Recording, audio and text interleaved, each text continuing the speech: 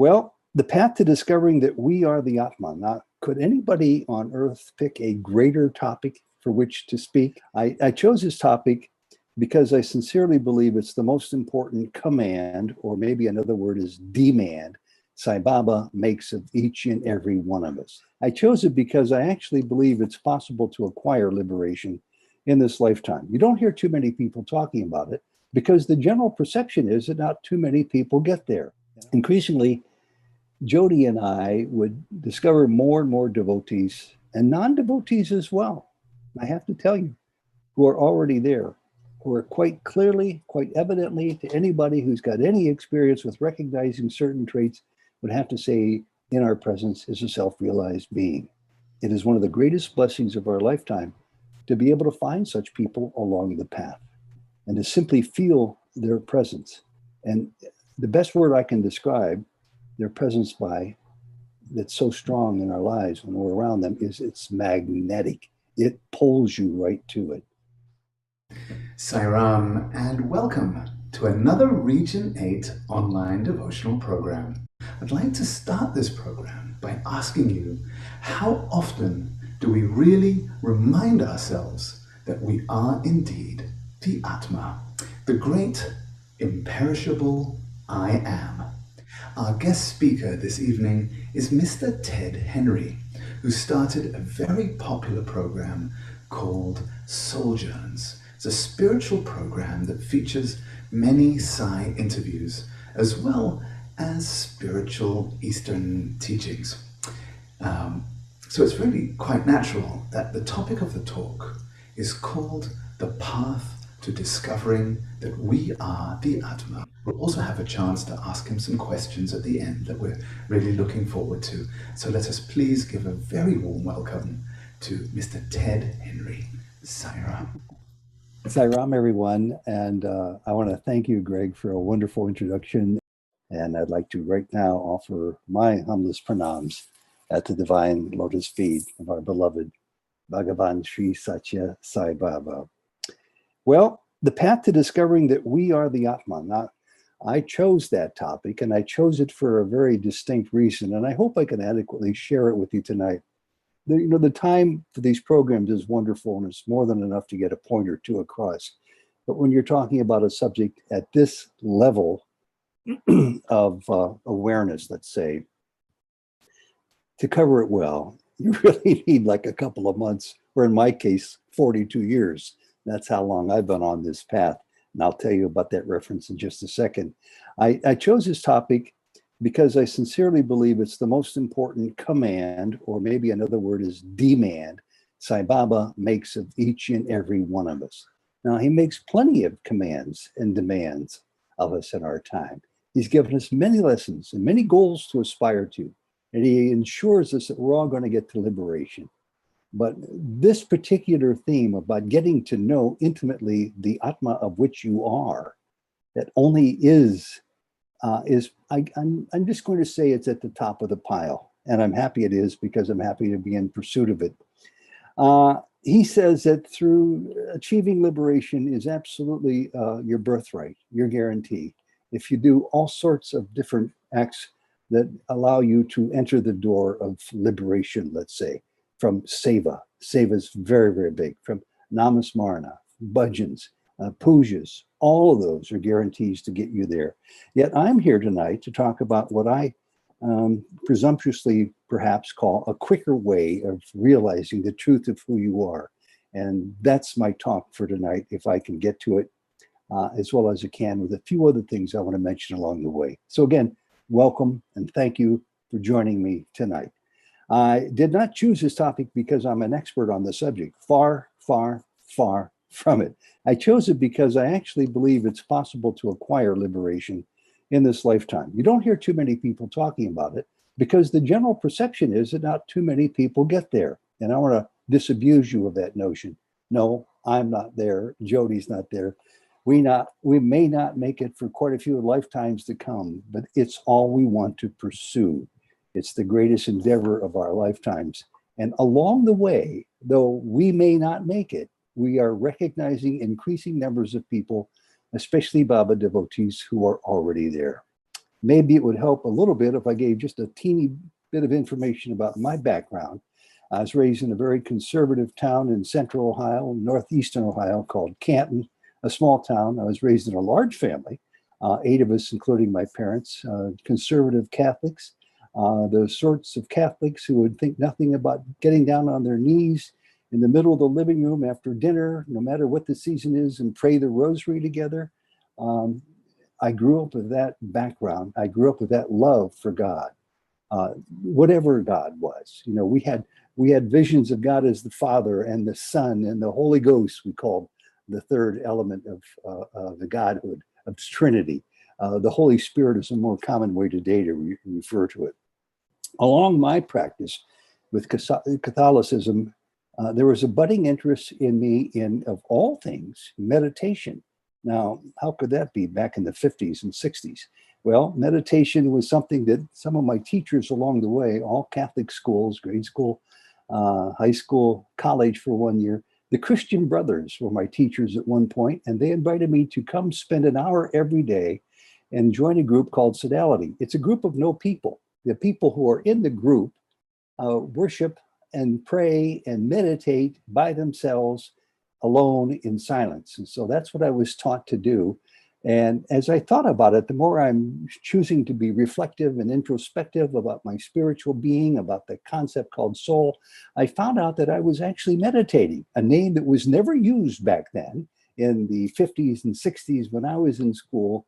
But it's, in fact, I don't think it was even heard of in Ohio at that time. But as the years went by, I started to look back on those formative years of my life and be very, very grateful that I had meditation at a very early time. It led me to what I call cliche questions in life. But for me, they were not cliches.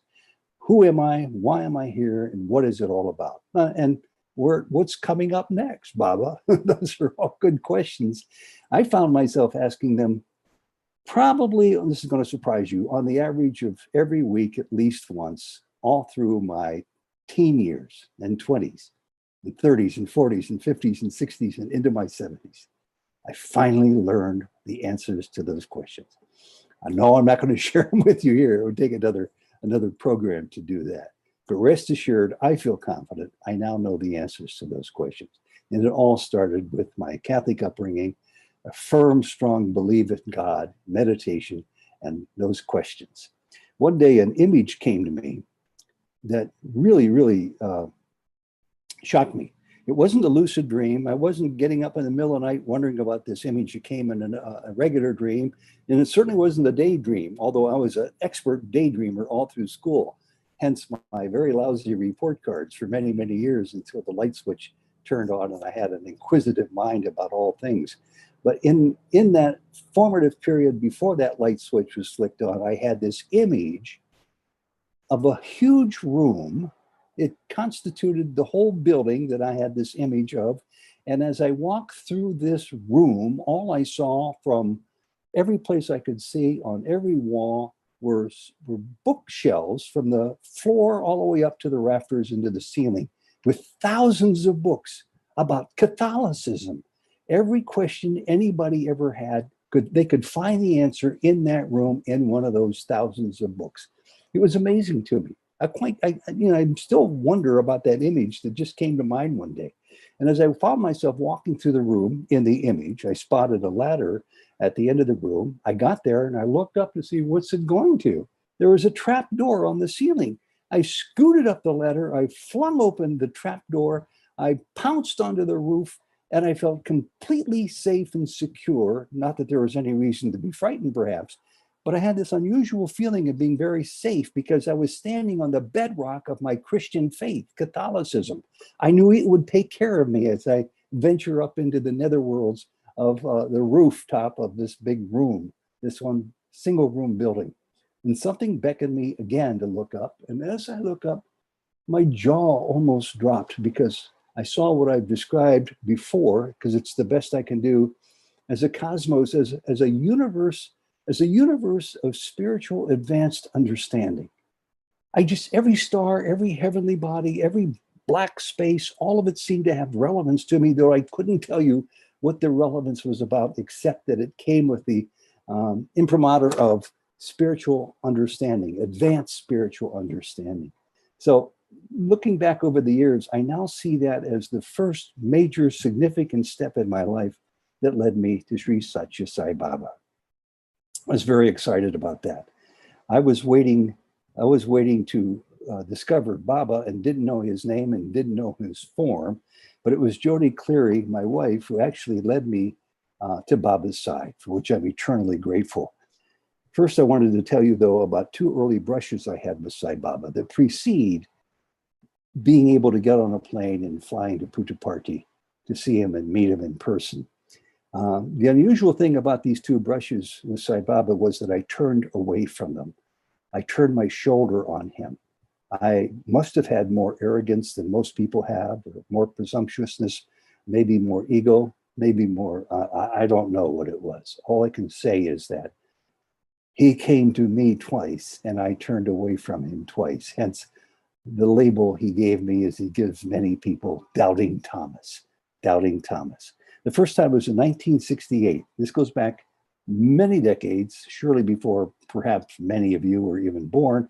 I was in the United States Seva program called the Peace Corps. I was stationed in Paraguay. I lived in a poor, poor, poor village for 2.5 years, 8 blocks by 8 blocks, no running water, no electricity, one telephone, all dirt roads. And after a hard day's work, I found myself sitting in my rocking chair outside my little hut. It was actually more than a hut, but not much more. And paging through magazines that the Peace Corps office from the capital city would send me. And as I paged through these tattered, torn magazines, I turned from page 50 to 51 and turning over to 52. There he was. And you know who I'm talking about, Sri Satya Sai Baba. I mean, this is 68 or maybe early 69. Who is this guy? I've never seen anybody quite look like this person before. And look, who are those people sitting beneath him? They seem to be Westerners. They look like they're Americans, maybe 6 fellas. Maybe they could be contemporaries of mine. Maybe I could be there and they could be in the Peace Corps somewhere. We were all about the same age back then, the people I saw beneath Baba. But for whatever reason, though I read the article word for word, I can't tell you a word about it today. It's been too many years and too many decades. I turned away. I just didn't give it any more thought or time, except the image of his face, the gaze from his eyes into mine, looking at this photo in a magazine, this tattered and torn magazine, and his name I never forgot. And when I reflect on it, even today, it's as if that happened only yesterday to me. And instead of turning right, I turned left and turned away from him. Well, fast forward now several decades for my second brush with Sai Baba. The year was 1992. It was my first trip to India. I went around I've been to many countries as a reporter by that time, but I wanted to go on an around the world trip. I bought a ticket, 6 countries, many cities. I had no reservations made for any particular city or event. I was just going to go see what I could see because I had this huge curiosity about the rest of the world. But I did have one reservation made with a person I wanted to see, and that person lived in India. And I flew directly to the city of Calcutta. And you can guess by now maybe who I'm talking about, Mother Teresa. What a pleasure, what a privilege. Talk about a privilege. I'm 6'3" when I stand up straight, and she's 4'11". I was towering over her. She was much more diminutive than Sai Baba. But she couldn't have been nicer. She blessed rosaries for my mother and my father and my 5 siblings and for myself. And she offered to me a privilege the likes of which I never dreamed of occurring. She invited me to come back the next day to feed all the old men, middle-aged men, and young boys who were dying in her orphanage.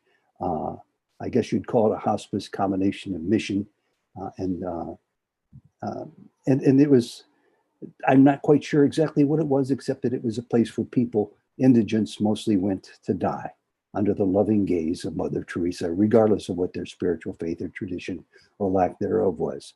Well, I was amazed, and I couldn't have been more grateful to the woman who arranged this, the woman who had a contact that I knew from Cleveland, my hometown, and arranged for this to happen. And as my time came to leave after 3.5 days, I'm sitting in the car waiting to go to the airport for the next stop on this big tour.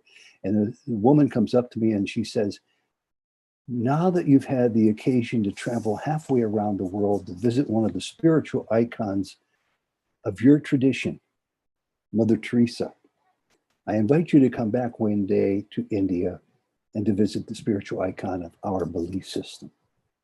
I won't tell you his name because you wouldn't recognize it. And I said, no, please tell me this person's name. I am curious. His name is Sri Sat Chit Baba. And I said, I know who Sai Baba is. And she was floored. I was one of the first Americans, a reporter traveling through Calcutta that she had ever met. And she was very surprised. And I said, I don't know a whole lot about Sai Baba, but I met him when I was in the Peace Corps in South America in the 60s, in the late 60s. So she darted into the house. I had a flight to catch, and she came back out as quickly as she could with 3 Sai Baba books and gave them to me and some trinkets.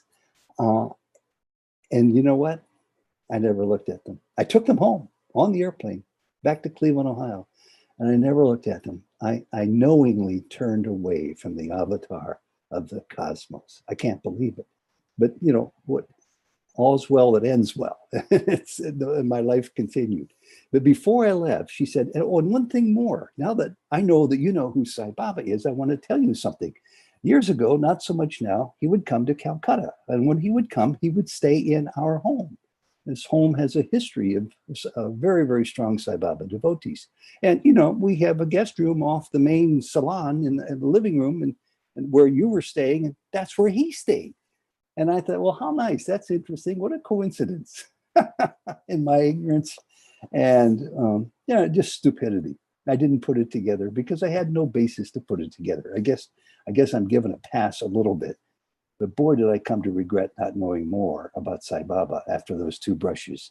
I met Jody a few years later. I met her over a dinner after a spiritual program. I really liked talking to her, and the dinner went on for a long, long time. And we just found that we had a lot in common together in our budding enthusiasm for spiritual growth. And I said, I would like to know if you would be open to having dinner again next week to carry on our discussion, to which she said, no. And I'm thinking, how should I take that? Well, how about the week after that? No. Well, I can make it 3 weeks later.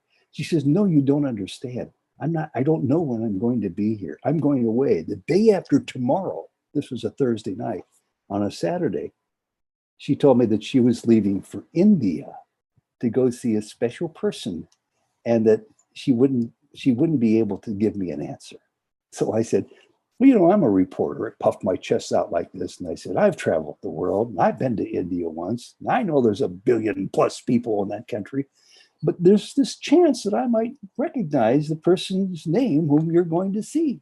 And she laughed out loud and she said, you know, I hardly think there's a chance of that. In fact, I would say there's probably not another man in the whole state of Ohio who's ever heard this person's name, except for a handful of us who are followers of this person. So I said, okay, I get it. Who is it? His name is Sri Sat Chit Baba. You should have seen her reaction when I said, I know who Sai Baba is. And I told her about the 2 episodes that I just shared with you. And I think it changed her outlook on me, at least a little bit. So it was a pretty exciting time in my life to have 3 brushes with Sai Baba before I really became interested in Sai Baba. And that was back in December of 1996. And she went and had a wonderful time with Baba. After she finally came back to the States and came back home to Cleveland, I got to see her again. And I got to really question her deeply about India from a spiritual adventurer's point of view, and the ashram and Baba. What is he like? Did he say anything to you? You know, so we had a good chance to talk about that. And soon I had this taste in my mouth that was growing by the day of wanting to go see Sai Baba myself. The trip, however, was foiled just before I was supposed to go. I fainted one night, never fainted before in my life, and broke my ankle and had to have a plate put in that. And there was no way I was going to make that trip. It was a short time later, before I was to make my first visit to see Sai Baba, that Jody and I discovered, independently of each other, that we had had a long time interest in Advaita, oneness. Jody and I discovered that we had both had burning interest for many years in Sai Baba's greatest lesson, non-duality. My interest came before I even knew about Sai Baba that much, and I think hers did too. Well, in fact, I know it was. So what a coincidence, I thought. I mean, amazing. Cleveland, Ohio. It's an industrial, hardworking city where people go to church and synagogue and mosques on a regular basis, and there's not a lot of thought given to that subject of non-duality. In fact, we each had been interested in non-duality even before we started to learn about it from Sai Baba himself. Both of us, unbeknownst to each other, in the same town, at the same time, reading from the same book about non-duality. I started studying it at a critical time in my life, speaking for myself, back in 1989. And I believe Jody had been studying it even earlier than I had. Opposite parts of town, never knew one another, same topic of discussion. So that book is called A Course in Miracles. Some of you, I'm sure, have heard of it. For others, it's a brand new concept, A Course in Miracles. Well, the topic, the title doesn't really do it justice. So what can I say about the book? It's a book that ties directly to Sai Baba. I'm living proof of it. I'll give you that proof coming up soon. It's a book that proclaims that all is God.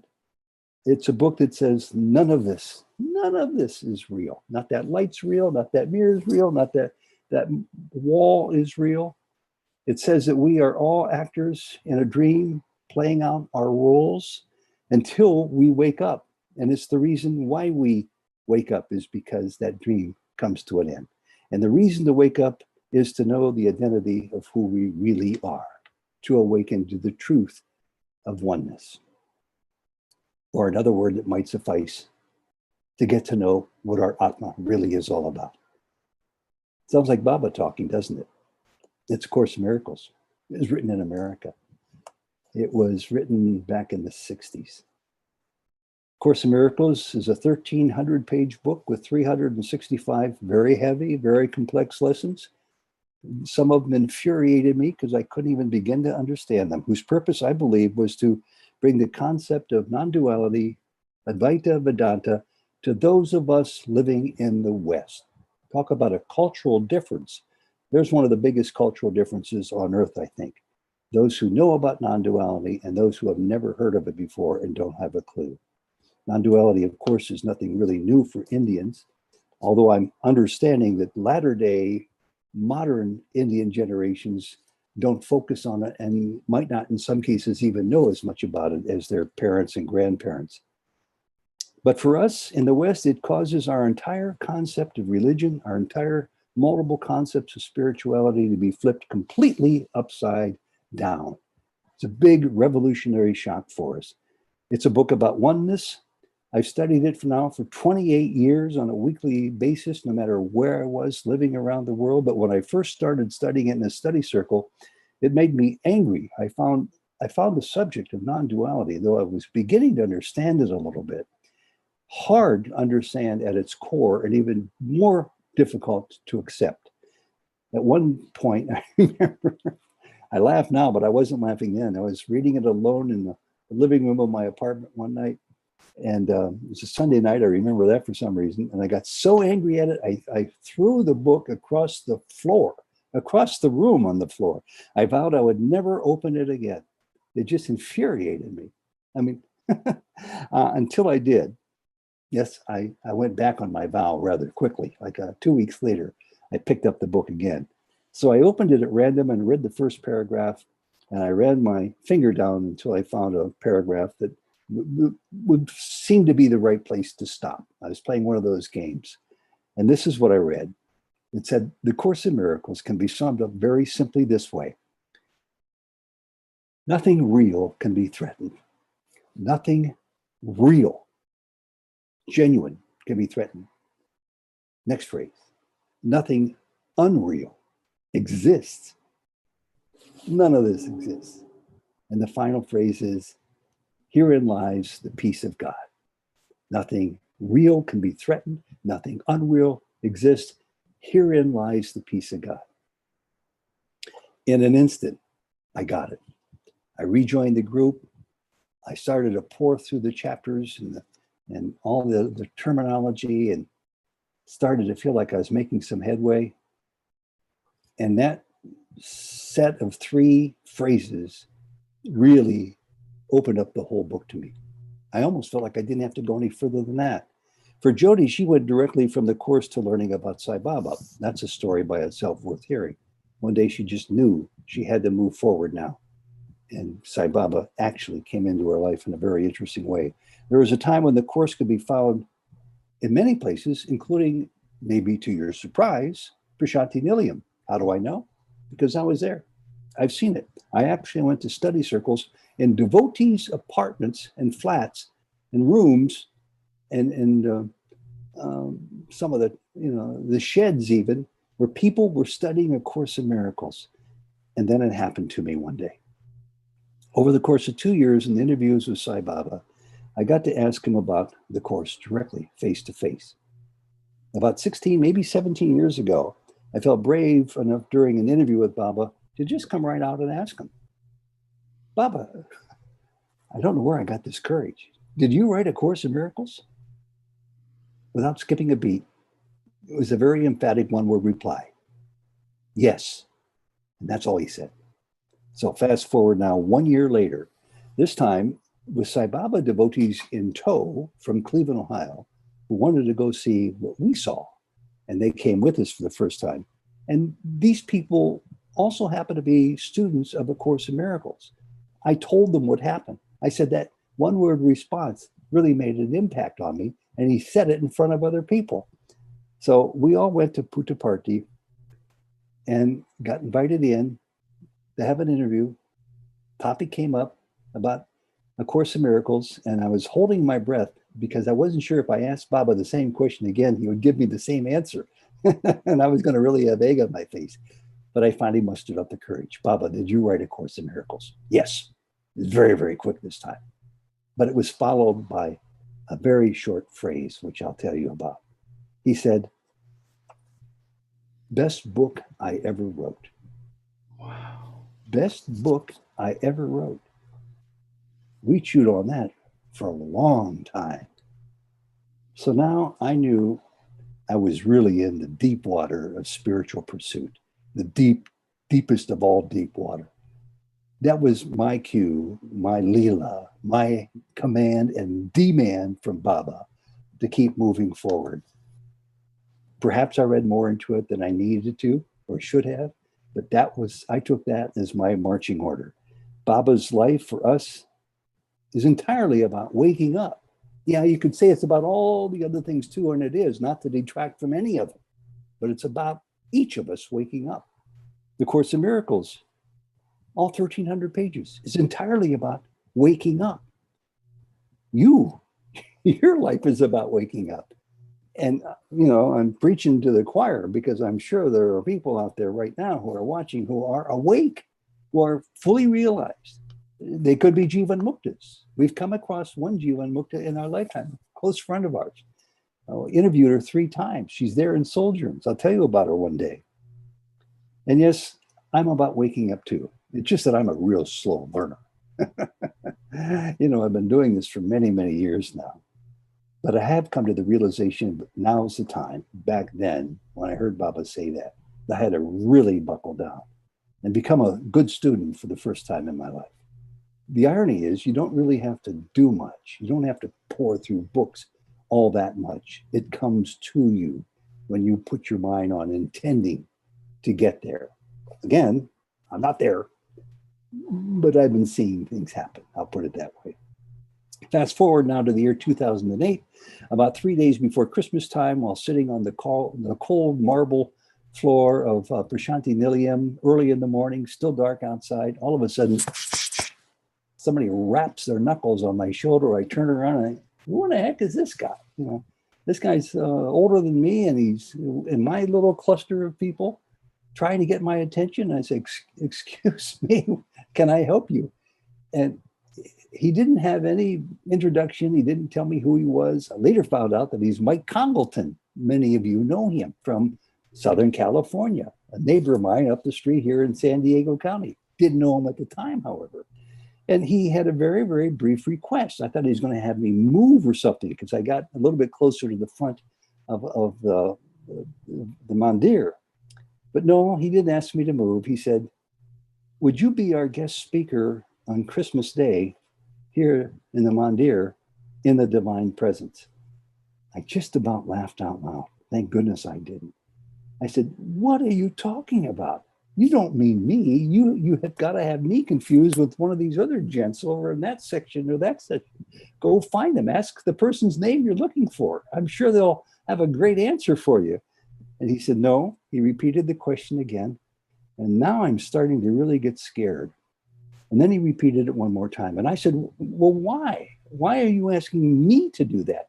And he simply wanted an answer.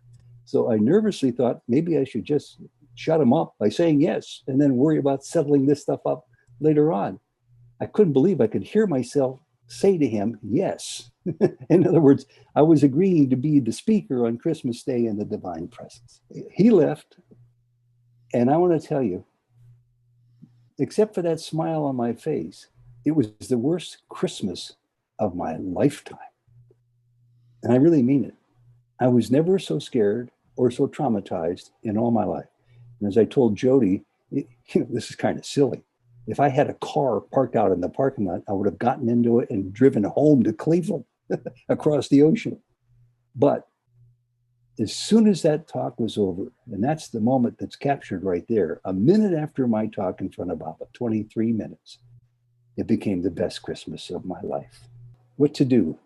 What to do now when Mike Congleton gave me that command? How do you prepare a speech to be in the divine presence? I'm not an intellectual. I'm certainly no professor. I'm no devotee steeped in Baba's many mystical, marvelous, magical ways. First thing I did was smart, though. I appointed Jody to become my editor. She's a strong taskmaster. Those 3 days went by painfully quickly because I needed to pull myself together and think of what I really wanted to say. In the very first 3 drafts I wrote, I tediously, painfully wrote, all ended up in the trash basket. I didn't know how to speak from the heart. That's what I discovered. I asked Baba for help, and he gave it to me. I finally saw the light. I knew I was to speak about my Souljourns Seva website that Jody and I have labored over. Souljourns was her idea 22 years ago. Our 400 plus spiritual interviews, mostly with Sai Baba devotees, 95% of them are with Baba devotees, sharing how Baba transformed their heart and their lives. But this was not a subject that was to come from Ted's ego side, and I could smell the ego raising its ugly head as I thought about what I should write for Baba. Rather, it was to come from the side where there might be a little humility in me. Well, there wasn't much. I had to go looking for it. It was not a talk about how our Souljourns project was seva for the benefit of others who might be seeing these video interviews. Nope. It was how it was to be seva for me. It was so that I would no longer be a doubting Thomas. And it was a gift that came directly from Sai Baba. What a revelation this was to be for me.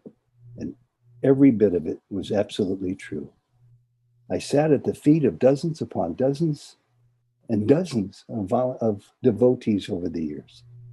How they came to us is another story. It's like magic. Baba directed them to me. Over 22 years, I've been busy interviewing these people pouring their hearts out to me about Baba transforming their heart. These were for me to learn from. If anybody else learned from them, that was all well and good. But its purpose was for me to learn from this. And among the many people interviewed were self-realized people. I mean, take it from me. We figured this out. It's not very hard to figure out. You know, when you're in the presence of a self-realized person, modeling their spiritual attainment to all of us with their interviews. My only purpose standing there before Baba on Christmas Day to express my gratitude for his gifts in my life and to recognize that the path to be one with Baba in this lifetime is something he wants for each and every one of us to pursue. Increasingly, Jody and I would discover more and more devotees and non-devotees as well I have to tell you, who are already there, who are quite clearly, quite evidently, to anybody who's got any experience with recognizing certain traits, would have to say, in our presence is a self-realized being. It is one of the greatest blessings of our lifetime to be able to find such people along the path and to simply feel their presence. And the best word I can describe their presence by, that's so strong in our lives when we're around them, is it's magnetic. It pulls you right to it. You're all aware of the letter that Baba reputedly wrote to a devotee called Awake, Awake, Awake. Well, it's long, but there's a couple of phrases in there I just want to repeat now because it fits in so perfectly with what I'm trying to say. In it, Baba says that we've been asleep and dreaming for thousands of lifetimes, and that the time to awaken is now, not to be put off for another 100 or another 4 or another 1 more lifetime, but now. Separation is no longer the order of the day. I separated myself from myself so that I could love myself more. That experience is finished, he's declaring. I want all of myself to return and merge into me, the one true self. Avail yourself of this opportunity. Your deepest innermost urge is to return to yourself in order that you love yourself. Something I found out, much to my great shock, is absent in most lives in this earth today, that people don't love themselves. To become the being, awareness, and bliss, which is your truest identity.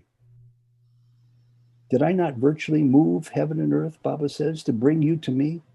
I have asked many devotees to repeat the mantra, I am God, I am God, I am no different from God. Several years ago, very short story, I'll keep it brief, trying to figure out where I am. Well, I'm over time already. I'm almost done. I flew to London, England to interview Phyllis Crystal. Probably most of you know who she is or was. She's gone now. I had interviewed her 5 or 6 times in New York City at Hal Honig's apartment and in other places around the country where she would talk to people. She's given hundreds of talks about Sai Baba. This occasion was the occasion of her 102nd birthday. And she was quite with it. She was strong of will and mind and presence. And she was so delighted that she had another chance to talk about her beloved Baba. And she told a story that shocked me. I wasn't expecting this. During the interview, she told me about the most difficult moment she ever had in a face-to-face conversation with Sai Baba. It went like this. Mrs. Crystal, repeat after me. I am God. Silence. Mrs. Crystal, say after me, I am God. Oh, Baba, no, Baba. There's no way I could say that, Baba. If you only knew, Baba, I could not say that. Mrs. Crystal, say after me, repeat after me, I am God.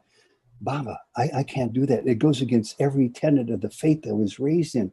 I was a good Episcopalian, Anglican in the Church of England. And in my youth, nobody talked that way. It would be considered heresy, blasphemy. Baba, I'm afraid I can't. Mrs. Crystal, repeat after me, I am God. And then she told me that she whispered almost inaudibly. And she said it to me during the interview the same way. I am God. Louder came the one-word response about it. I'm God. Louder, Mrs. Crystal, louder. I am God, she said, virtually shouting it. She told me it was like pulling teeth, the most difficult thing she ever found herself doing in all those many years. I was stunned to hear her tell me that story. I had lots of reasons why. She always referred to the higher C, the higher consciousness, the Atma. She always referred to that. You can't interpret it any other way except that you are that. You are God. But she could not say this in front of Baba. Well, that's how hard Sai Baba is working with each and every one of us, with you and you and you and me. He was working that way with us while he walked this earth through the period of his Mahasamadhi. Today, he's working with us equally as hard, and he will tomorrow. He won't give up on this. He wants us to come to that topic. I just absolutely feel it in my bones. That's how hard Baba is working with us. Only most of us really don't hear him because we're not awake yet. And I had to put it together after a lot of reasoning for a long time in my life. And I came up with this explanation. We're not awake yet because we like the dream. We love the dream we're in for many of us. The families, what a great invention Baba created for us. We have nice homes, even if it's in a small apartment like Jody and I are living in. We have money saved up. We take vacations from time to time. We have good schools and good friends. We love our seva projects that we're involved in. We love bhajans, chanting them, singing them. Yet we're not fully awake.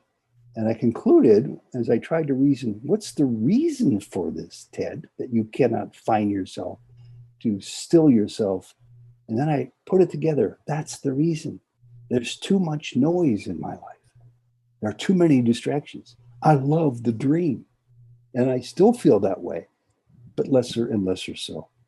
Once again, you have Baba's word for it, that you will reach liberation, that all these other paths that I know you're involved in as great Baba devotees, with your seva projects, with bhajans, and with repeating the names of the Lord, and with pujas, and by modeling Baba's love for others.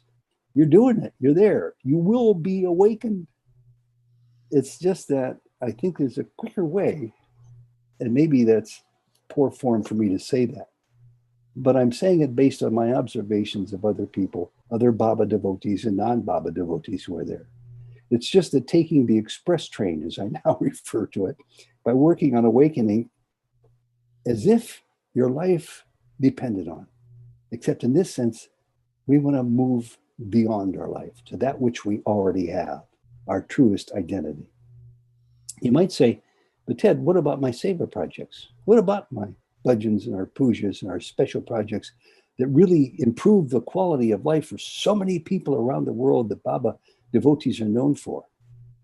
Well, here's my answer. It's what I believe. It's taken me a while to put this together, because I now see it in other people as well. I see it in some realized people. When human beings become awakened, as is happening, I think, actually more often than you might guess, they lose their ego. At first, they lose it 10% at a time. Some people still have remnants of an ego, but many people lose their ego 100%. When their worldly identity diminishes, that's what comes next. They lose their attachments and their desires. They learn about the concept called surrender that Baba talks about so much. When they find endless compassion and humility and love, they draw closer to this vaulted state. Then their very presence among us, as they join us for coffee, as they come to bhajans with us, whatever it might be, that becomes their seva. You don't lose seva. You don't stop your practices. You cherish all your practices and do them from a different position of awareness, of heightened awareness. Their service to humanity, these enlightened beings who walk among us, is simply to radiate love and divine healing. We're the receivers of that. And others around them, you and me and everyone else who's in close proximity. We don't even know we're benefiting, yet we all benefit. And that is happening to us today. And I rejoice in that awareness. And I look forward one day to it happening to me and to you. And if it doesn't happen to me in this lifetime, that's okay. That doesn't really concern me as much as just knowing that it's our birthright. So the question I leave you with before turning it back to Greg is, why can't it happen to each and every one of us in this lifetime? Jai Sai Ram.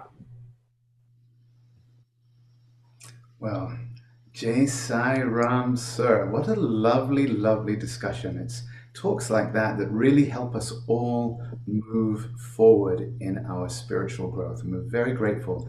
Now, to take a look at things and get perhaps a little deeper in our prior discussions, Ted, you mentioned that you felt that you are nowhere near self-awareness. And with that in mind, the first question is, why work so hard for something that so few people ever achieve in this But life. I'd like to disabuse you of one term. I understand why you're asking it, and I would ask the same. I would ask it the same way if I were the interviewer here. It's not heavy work. It's not hard work. I have not worked hard. It's it's not only the most important thing I know intellectually that I could ever do. It's the most important thing I want to do. Just to pursue it has been one door after another. There have been 1,000 doors of added spiritual, cosmic insight open to me. That's a slight exaggeration, maybe only 950. Jody would say the same thing. People say, well, can you measure any difference in yourself? When I first heard somebody say it to me, my answer was, well, yes, in fact, I can. I can remember. And part of it's giving talks on this topic. I used to think when I was back in broadcasting for all those years working for a TV station that if I'm invited to give a talk, I'll write this talk, I'll pour over it and I'll write it down and I'll put it in a file. And if I ever get asked again 6 months later, or a year and a half later, I'll just pull it out and use that. How's that for an economy of words? First lesson I learned was that's not me. I'd pulled out that old talk from a year and a half ago. That's not where I am today. That's not who I am, and that's not how I think today. And that's especially the way I feel on this topic. So it's a sense of discovery, continuing revelation in life, not a sense of work. But thanks for the question. Well, that's good. It's always nice to see that it's not perhaps as hard as we think it is. For all of us, our sadhana tends to vary depending on each devotee. And I was wondering if you might be able to share with us some spiritual exercises that you might recommend to someone if they would like to enhance perhaps their own identity of the. First and foremost, I would say go to Baba. And the last thing to do is go to Baba. I brush up all the time on what I want to know by first going to Baba. How many people have this in their library? I'm sure most of you do. The compendium has lots of references to what I'm talking about: self-realization, self-inquiry. Just go find it and challenge people to start talking with you about it. Much to my sadness, if I want to be honest with you, I've tried to get groups, study circles, and Sai Baba centers to talk about this very subject. Jody and I have talked about it a number of times, and we no longer try. I don't know what the explanation is as to why there seems to be sort of a universal lack of interest in Baba's greatest command for each and every one of us to think about our own awakening in this lifetime. But it's there. And my guess is it's too lofty of a goal to pursue. It's too impossible to think that I can do this. But I hope you heard my words. If you choose to try, your life will be filled with endless revelation that you never experienced perhaps before. At least for me, it came that way. I just shake my head at the end of every year, figuratively speaking, in gratitude. There's other things you could do too. You can practice self-inquiry, which Baba talks about. Baba was a great admirer of Ramana Maharshi. And his book that was written, I think it was 1902, Who Am I? Which, people all over the world have read, really refers to the path you can take step by step to understanding the true nature of who you are. I think Baba would approve of that. There's other people too. Nasagadatta, Eckhart Tolle, there's Muji, there's Mother Mira. Maybe that last name rings a bell with you. And I bring it up for one reason. I don't know whether or not I should talk about this or not, but I will mention it to you. Before I went to see Baba for the first time, I had been a longtime follower of this woman who's thought to be a minor avatar from India named Mother Mira. And she lived in Talheim, Germany, a small town about 100 miles north of Frankfurt. Well, on the flight from Cleveland to Bangalore, guess where you stop to change planes? Frankfurt. So I decided to stay there 3 days before going on to Puttaparthi because I wanted to have darshan with Mother Mira. She doesn't talk. She has no lessons. There's no adornments. All she does is bless you and look, and unties knots, light knots, it's said. But when I was there, before proceeding the next day to Puttaparthi, I found out through Adi Lakshmi, her assistant, that she was taking phone calls. Now, she wouldn't give you an answer verbally, but Adi Lakshmi would say, hello, what do you want me to ask of Mother Mira? And then she would ask Mother Mira and answer for Mother Mira over the phone, Adi Lakshmi. So I said, my name is Ted. I've been having wonderful darshans with you, and I'm going off for the first time in my life to see the avatar of the universe, Sri Satya Sai Baba. And as soon as I started the question I wanted to ask of Mother Mira, she cut me off and said loud enough for anybody in shouting distance for me to hear over the phone in perfect English, go. He is God. That's all I needed. That's all I needed. I didn't even need that to want to go see Baba. But when I heard that coming from Mother Mira, I just felt like I had to go. And there's people saying, you'll never be able to adjust yourself to life and climatize yourself to an ashram and to this holy man. But I did. I loved every minute of it. And we've gone back 18, I think the correct number might be more like 19, but I won't argue about that, many, many times to see Baba. And each time it was always part of the revelation of this adventure. So is there anything else I could say one thing more. Let me see if I've got it here. Yeah. Do as Jody and I do every day. Take your phone, go to the clock, set the alarm every 30 minutes. Why? Because Baba says, if you really want to be a meditator, you got to work at it. It's a lot harder than you think. He says it's a handful of seconds. I forget if the correct number is 6 or 9 or 14 seconds or 11 seconds. It's just a small handful of seconds. He says, nobody can meditate for more than that handful of seconds. And if you do, you'll become self-realized. Well, we've been working on that. I've been working on that since the 70s, never knowing exactly that those were Baba's words. So what we do every morning, we sit here in our little office working on seva projects and working on our retirement because we're old people. We need to make sure we can live long enough, but make sure our funds last. And every half hour, every 30 minutes, I set the alarm to go off.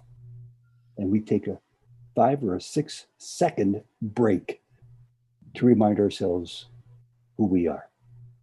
I figured that's something anybody can do anywhere, no matter how busy they are. They can take a 5-second break just to remind themselves when the alarm goes off who they are. So that's all. I apologize for a long, wordy answer to your question, Greg, but I wanted to get that in. No, that was very nice, and it's probably a practice that we should all engage in. You mentioned revelations along the way and getting that wonderful sign, and was wondering, as we develop this identity of the Atma, are there any signs, if any, that we should look for as we work on this that show us that we're on the right track? Well, you can look for them in yourselves, and it might even help to look for them in others, because it's the common misunderstanding that there aren't too many people around us who are self-realized. I've met quite a few Sai Baba devotees. Number one rule is, if they come up to you and tell you that they're self-realized, you can take it to the bank that they might not be. We all have ego, and that would be, in my mind, perhaps a sign of ego. I hope I'm wrong. But how we have taught ourselves is to look for it in others. And I guess we could start applying that same yardstick to ourselves to see where there's either the absence of ego, as I mentioned earlier, or the diminution in ego.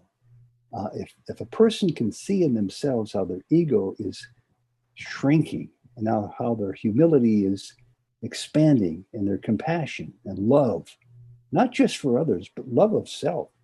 Baba says you're God. You better darn well love yourself. It's a very hard thing to do.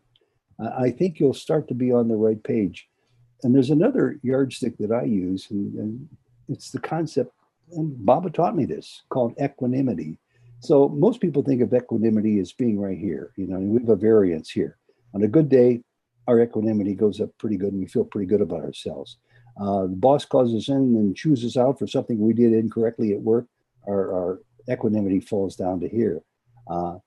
We go suffer a divorce, it falls down to here. We have a beautiful baby boy born to us. We get to go see Sai Baba. You know what I'm saying. But true equanimity is there. And it's flat. It doesn't waver. It doesn't go up or down. And once you start to recognize that in yourself, I'm still waiting. I think that's a pretty foolproof clue that you're quickly approaching your own awakening. Thank you, Ted. This next question is actually about your program and the work that you've been doing, shining a light on spirituality. You and your wife, Jody, have been discovering more and more people to be interviewed on Souljourns. I was wondering if you feel Baba's hand guiding you in that and helping you find these people, and are you still looking for more people for your program? Absolutely, we are. And we're looking also, we want to keep the theme going. Life changes for everybody. And on the spiritual path, it changes all the time. So the focus of our Souljourns has changed to include, if we can find them and where we can find them, more people, if not there into full awakening or self-realization, you can recognize that they're definitely on the path. First of all, go to Baba. Always go to Baba. And it's not that he'll point the way for you to find them. He brings them to you on a silver platter. Leelas start happening all over your life as never before, which, again, I'm not telling you anything new. As Baba devotees, you see them in your own life. Start looking for them at a deeper and deeper and deeper level. I had a Leela happen to me just today. I was looking for a chance to bring it up, and this might be it, and I'll get to it in just a second. But look for people who just radiate this love, this egolessness, this compassion. One of my, not first trips, maybe my third or fourth or fifth trip, I had a prearranged meeting with somebody who works in Prashanti on the Baba's side for a long time. Perhaps some of you know him, especially if you were a former student. Lakshmi Narasimhan was the registrar of the university for many years. He worked with the boys in Bangalore and Vrindavan for a long time too. I had a meeting with him. I didn't know what to expect. I thought of this official, this bureaucrat from the administrative offices of the university. The last thing I expected was this saint walking down the stairs, extending his arm like this, putting it into my arm, and almost waltzing around the rotunda in circles, really not even saying anything, just being with each other, getting to feel one another's presence. His smile just lit me up. It's just like that word I used earlier, this magnetic pull to another human being because of their elevated state. That's the easiest thing I can see about that. Look for that in people. Surely you meet them among Baba devotees. And the Leela is that I keep looking for Baba's Leelas in my life to reassure me that I'm on the wrong path. So when you called and asked the topic I might like to talk about, should I go for it or should I pass? I'm not qualified to really talk about awakening to the one truth of who you are, liberation, moksha. But I decided to do it. And then I had second thoughts and doubts about it. So I went to Baba. And guide me, Baba. I'll appreciate the Leelas if they come. Well, this Baba quote arrived in my incoming email box 8 hours ago. It's from a friend of mine in Cleveland, one of the people we took to see Sai Baba. He was a leader of a Sai Baba center in Cleveland for many years. He's a student of A Course in Miracles. His wife is a teacher of A Course in Miracles. He has a great interest in non-duality, as I do. And he never sends quotes about the subject that I'm mostly interested in. This is the first quote on that subject. I received many great Baba quotes from him, but just today, this showed up and I thought, well, I better read it to you. Baba says, there are those who think that the world exists and that the world is real. There are others who think that the world does not exist and that the world is not real. Rare indeed is the blessed one who does not think, but who is ever calm, abiding in the absolute. He's talking about moksha. He's talking about no thoughts. He's talking about stillness, as it's so still at the bottom of the ocean. As we reduce our thoughts, because he talks about this to the boys, to the women students, to the throngs of people who come in interviews, in letters he writes, he talks about this topic. As we reduce our thoughts, It creates a stillness in which the bliss that you're so familiar with because you're a student of Baba can be found. The bliss that's the third leg of Sat Chit Ananda. Being, awareness. Intellectually, I'm starting to understand those first two legs. It's the bliss part, the third leg, that I personally, and I know others are like me, have trouble experiencing for more than a nanosecond. That's what you find. So you can argue about whether or not this is a real world or a make-believe world, and it doesn't exist. And it's all Maya. We're missing the point when we think either one. It's the person to repeat his phrase, rare indeed is that blessed one who does not think about such matters, but who is ever calm, abiding in the absolute. Absolutely wonderful. A very, very beautiful sharing, Mr. Henry. Would like to thank Ted Henry for this very fascinating talk and having him share with us his path to discovering that we are all the Atma.